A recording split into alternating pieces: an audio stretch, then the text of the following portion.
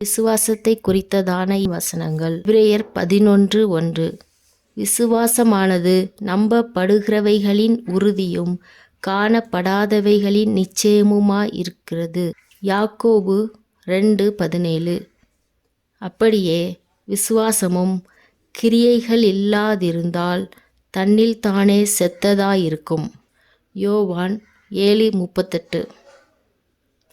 வேத வாக்கியம் சொல்லுகிறபடி என்னிடத்தில் விசுவாசமாயிருக்கிறவன் எவனோ அவன் உள்ளத்திலிருந்து ஜீவ தண்ணீருள்ள நதிகள் ஓடும் என்றார். ரோமர் 14:1. விசுவாசத்தில் பலவீனமுள்ளவனைச் சேர்த்து கொள்ளுங்கள், ஆனாலும் அவனுடைய மன ஐயங்களை குற்றமாய் நிர்ணயிக்காமலிருங்கள். எபேசியர் 3:17.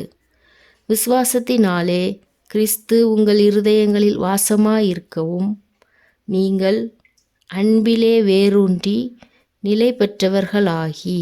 2 கொரிந்தியர் 5:6 மற்றும் 7. நாம் தரிசித்து நடவாமல் விசுவாசித்து நடக்கிறோம். இந்த தேகத்தில் குடியிருக்கையில் கர்த்தரிடத்தில் குடியிராதவர்களாய் இருக்கிறோமென்று அறிந்தும் எப்பொழுதும் தைரியமாயிருக்கிறோம். மார்க்கு 10:52. இயேசு அவனை நோக்கி, நீ போகலாம், உன் விசுவாசம் உன்னை இரட்சித்தது என்றார்.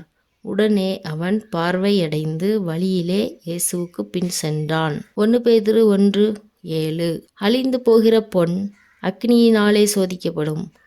அதை பார்க்கிலும் அதிக விலையேற பெற்றதாயிருக்கிற உங்கள் விசுவாசம் சோதிக்கப்பட்டு இயேசு கிறிஸ்து வெளிப்படும்போது உங்களுக்கு புகழ்ச்சியும் கனமும் மகிமையும் உண்டாக காணப்படும்.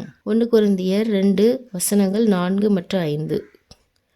உங்கள் விசுவாசம் மனுஷருடைய ஞானத்தில் அல்ல, தேவனுடைய பலத்தில் நிற்கும்படிக்கு என் பேச்சும் என் பிரசங்கமும் மனுஷ ஞானத்துக்குரிய நயவசனமுள்ளதாயிராமல் ஆவியினாலும் பலத்தினாலும் உறுதிப்படுத்தப்பட்டதாயிருந்தது.